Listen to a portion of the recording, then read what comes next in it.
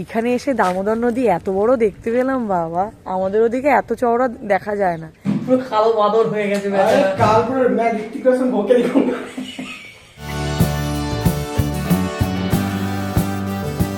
Hello everyone, welcome back to the channel to a brand new vlog. আশা করি সবাই ভালো আছো। তো এখন হচ্ছে সময় দুপুর 2:05। তো আমরা উঠে পড়েছি ট্রেনে সৌগত রিসেপশনের জন্য, যেরকমটা আগের ব্লগে বললাম। তো ওখান থেকে ট্রেনে হাওড়া এসেছি, বাড়ি থেকে 1টায় বেরিয়েছি, 4:30 শুয়ে ভোরবেলাতে। তারপরে উঠেছি সকালে 9:30। উঠে সব তড়িঘড়ি চুলের যা অবস্থা ছিল, সেসব শ্যাম্পু করে চুল ঠিক করতে করতে অর্ধেক সময় পেরিয়ে গেছে। তো তারপরে তো লাস্ট মোমেন্ট প্যাকিং থাকেই। তারপরে কালকে যা সমস্ত লন্ডভন্ড হয়েছে ঘরে, সেগুলোকে সব গুছিয়ে রেখে আসতে হয়েছে।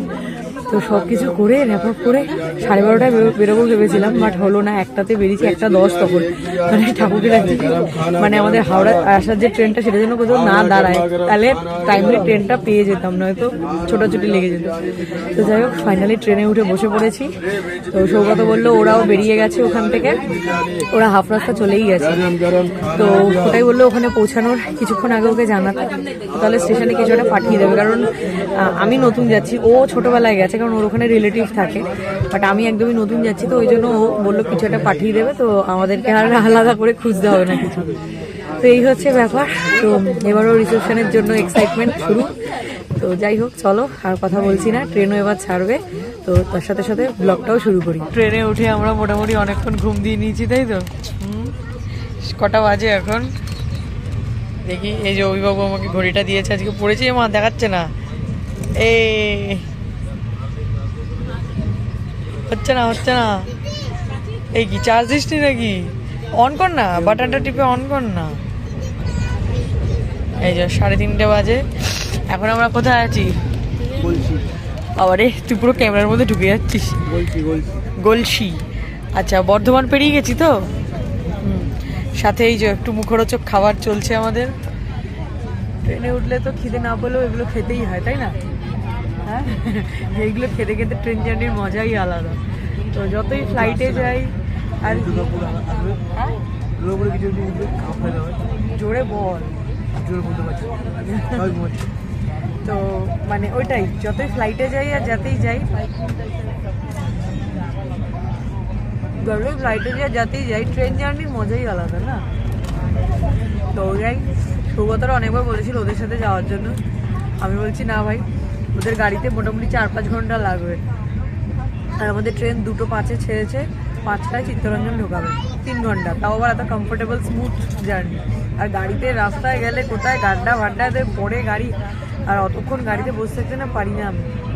4 হুইলারে বেশিক্ষণ বসে থাকলেই তো আমার ব্যাস মাইগ্রেনের যন্ত্রণা শুরু হয়ে যায়। তো ওই জন্য ঠিক আছে, আমি কিছু মনে করিস না ভাই, আমি ট্রেনেই যাচ্ছি, শরীরটা তো সুস্থ রাখতে হবে না। তো আজকে আমাদের 4 বছরের অ্যানিভার্সারি, 4th ইয়ার অ্যানিভার্সারিতে আমার বর আমাকে বিঙ্গো খাওয়াচ্ছে শুধু। হ্যাঁ, এটা তো বিয়ে বাড়ির নিমন্ত্রণ, এটা ঘুরতে যাওয়া খাবি। বাট আমরা একটা জিনিস দেখেছি, বিয়ের পর থেকে প্রত্যেক বছর এই 23 জানুয়ারি টু 26 জানুয়ারি মাঝে মাঝে আমাদের কোথাও না কোথাও যাওয়া হয়, তাই না? তো নেক্সট ইয়ার 5 ইয়ার্স কমপ্লিট হবে। তো ও বলেছে কোনো বড় ট্রিপে নিয়ে যাবে, সেটার জন্য এখন থেকেই প্ল্যানিং করতে হবে, তাই না? টাকা জমাতে হবে। আর সেকেন্ড হচ্ছে, এই বিয়ে বাড়ি চলে গেলে এবার আমাদের বাড়ির শিফটিংয়ের ব্যাপার চলে আসছে। ফ্ল্যাটের কাজও অনেকটা হয়ে গেছে। হ্যাঁ, কি চাল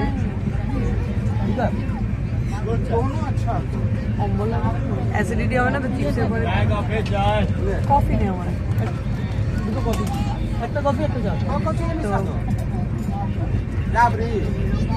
এখনো ফ্ল্যাট হ্যান্ডওভার দিতে 10-12 দিন লাগবে বললো। তো তার মধ্যে না দিলে আমরা চাপ খেয়ে যাবো, কারণ একটা টেন্টেটিভ ডেট ঠিক করে রেখেছি গৃহপ্রবেশের জন্য, সেটাতে না করতে পারলে সত্যি চাপ হয়ে যাবে। তো এবার গিয়ে ফ্ল্যাটটা তাড়াহুড়ো করে হ্যান্ডওভার নিতে হবে, পুজোটাও করতে হবে, করে ফ্ল্যাটে ঢুকতে হবে। এটা একটা বিশাল ব্যাপার, তাই না? এই শিফটিং একটা বিশাল বড় কাজ, বিশাল বড় টেনশন, হেডেকের কাজ। তো সেইটা হলে এই এখনকার মতো শান্তি হবে। 5টা বেজে গেছে রে, ঠিক আছে? কটা বাজে? এই ঘড়িগুলো না মাঝে মাঝে এমন টাইমে সব বেগরবাই করে না। তো 5টা 15 বাজে, এই জাস্ট আমরা চিত্তরঞ্জন স্টেশনে নামলাম। কি বিশাল বড় স্টেশনটা বাবা, অনেকটা চওড়া বল।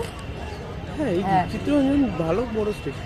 হ্যাঁ ওই তো যাই হোক, এসে এখানে সৌগত তো বলে দিয়েছে যে আমাদের টোটো বা অটো কেউ একজন মানে নিতে আসবেন, তো সেটা করে যাবো। তো ওনাকেই ফোন করা হয়েছে, তো দেখা যাক কতক্ষণে উনি আসেন। উঠে গেছি এখানকার সেই বড় বড় অটোগুলোতে, এখানে আমাদের ওখানকার মতো ছোট ছোট অটো না, বেশ বড় বড়। তো যাই হোক, আমাদের যিনি অটো দাদা রয়েছেন ওনার বিহেভিয়ার খুব ভালো। আসার পরে আমাদের লাগেজ উনি নিয়ে নিয়েছেন, আমাদের দিতেই দিলেন না। এগুলো দেখেই তো ভালো লাগে, তাই না? এখান থেকে বললো 7 কিলোমিটার স্টেশন থেকে ওদের বাড়ি। অ্যাকচুয়ালি ওদের বাড়িটা রূপনারায়ণপুর, তো যেহেতু রূপনারায়ণপুর স্টেশনে আমাদের ট্রেন দাঁড়াবে না, তাই আমাদের চিত্তরঞ্জনে নামতে হলো রূপনারায়ণপুর ক্রস করে এসে। এবার ওদের বাড়িতেই যাচ্ছি এখন। এসে গেছি সৌগতদের বাড়িতে। প্রথমে গিয়ে হোটেলে গিয়ে লাগেজগুলো নামালাম, তারপরে এলাম সৌগত বাবুদের ফ্ল্যাটে। ওফ, আমি ব্লগ করছি বলে সব লাইট ফাইট জ্বালিয়ে দিচ্ছে, বিশাল ব্যাপার। আর এই যে সে এখন কাজে ব্যস্ত। আর এই যে হচ্ছে কাকিমা। আর কিছু হবে না কাকিমা, একটা লাইফস্টাইল ব্লগ। এখানে লাইফস্টাইল আমার ডেকে নিয়েছি, তাহলে রিনারি খুব ভালো বলে না, এখানে যেমন ভাবে যে থাকে সেটা সেরকম ভাবে ডেইলি লাইফ আমি দেখাই। ঠিক আছে, খুব ভালো, খুব ভালো কাকিমা, খুব ভালো, খুব মানে ওয়েলকামিং।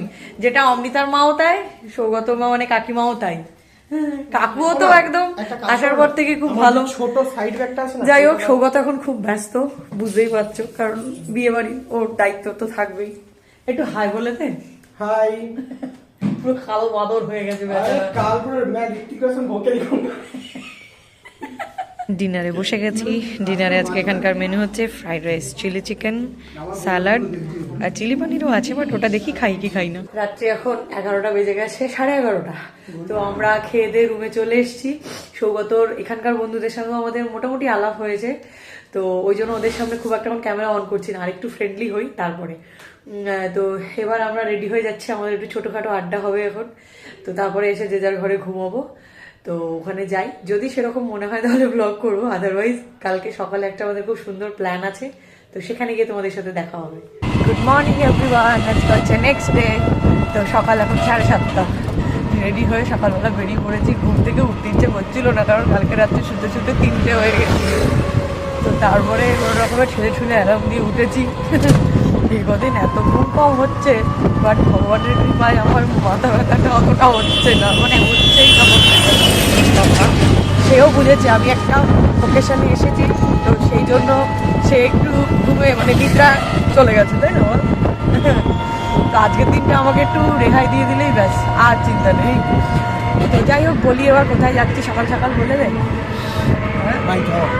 ইয়েস বাবা, তবে একটা জিনিস দেখলাম আমি, যে আমাদের কালকে মানে আগের দিন যেখানে আমরা আন্দুলে গেছিলাম, ওখানে কিন্তু প্রচুর বড় বড় সরস্বতী ঠাকুর দেখলাম না। এই দিনের মতো তুই আজকে না, আমি মানে হঠাৎ করে এখানে একটা বড় সরস্বতী ঠাকুর দেখে আমার মনে পড়লো এইখানেও বেশ হয়েছে। আমাদের ওখানে তো একটাই পুজো হয় বড়, বাট এইসব জায়গায় দেখলাম বেশ বড় বড় অনেক সরস্বতী ঠাকুর হয়। তো যাই হোক, যাচ্ছি সকাল সকাল মাইথন ড্যাম দেখতে। আমার অনেক দিনেরই ইচ্ছে ছিল দেখার, স্কুল থেকে একবার নিয়ে এসেছিলো, বাট আমি তো আমাকে তখন ছাড়েনি বাড়ি থেকে। তো ফাইনালি আমি যাচ্ছি মাইথন ড্যাম দেখতে, তোমাদেরকেও দেখাবো। পৌঁছে গেছি মাইথন ড্যাম, আমার পেছনেই দেখতে পাচ্ছ ড্যাম রয়েছে। এই যে এইখানে এসে দামোদর নদী এত বড় দেখতে পেলাম বাবা, আমাদের ওদিকে এত চওড়া দেখা যায় না, এখানে প্রচুর বড় লাগছে নদীটাকে। তো যাই হোক, সকাল সকালেরও ঘুরতে আসার মজাই আলাদা, তাই না বল? একদম ঘুরতে আসতে তো আমি সবসময় দুপা তুলে রাজি। দুপা তুলে না একদম, দুপা মাথায় নিয়ে হাঁটিস। তো যাই হোক, এখন একটু চা খেয়ে হলে ভালো হতো। তাও তো আমাদের যিনি টোটো দাদা রয়েছেন, উনি টোটোর পর্দাগুলো নামিয়ে দিয়েছে বলে ঠান্ডা হাওয়াটা অত লাগেনি। আমরা তো জ্যাকেট ট্যাকেট কিছু আনিনি, তো ওই জন্য একটু বেশ ঠান্ডা লাগছিলই, বাট ঠিক আছে, এখন আস্তে আস্তে রোদ উঠে গেলে ঠান্ডাটা এত লাগবে না। এই যে এইটা হচ্ছে ডিভিসির মেন পাওয়ার প্ল্যান্টটা, এখান থেকেই আমরা কারেন্ট তৈরি হয়, আমরা সেই কারেন্টে চলি, মানে কারেন্ট ইউজ করি। অ্যান্ড এইটা হচ্ছে সেই রাস্তাটা, এটাই রাস্তা মনে হচ্ছে, এটাই হচ্ছে সেই বাঁধটা যেখান দিয়ে জল আটকানো। আর ওই পাশে নদীটা, প্রচন্ড কুয়াশা, তাই না? শীতকাল না? হ্যাঁ, এইখানে কিন্তু খুব ঠান্ডা পাচ্ছি আমরা, বল? হ্যাঁ, ঋষির এই লক গেটগুলো কি বিরাট বিরাট, দেখেছো বাবা?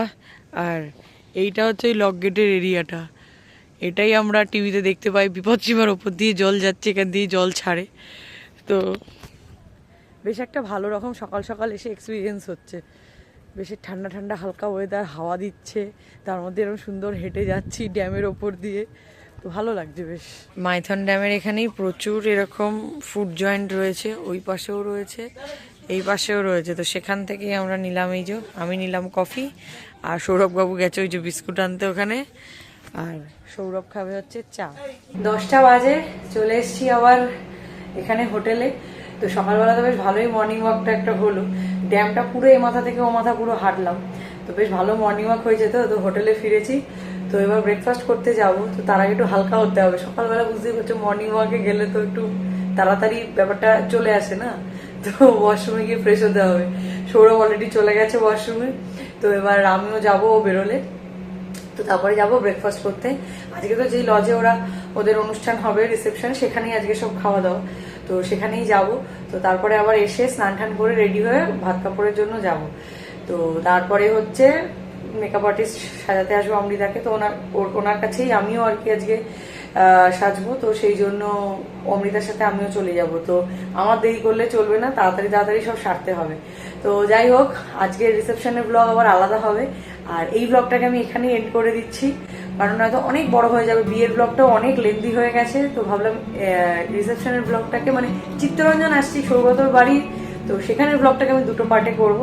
তো চলো এই ব্লগটা এখানে এন্ড করে দিচ্ছি। তো যদি ব্লগটি অবধি দেখে থাকো আর কিছু ভালো লেগে থাকে, then please do like, share, subscribe to our channel, that is life of Shayari. তোমাদের সাথে দেখা হচ্ছে আজকে রিসেপশন ব্লগে, ততক্ষণের জন্য tata, stay happy, stay healthy, stay with us, love you all.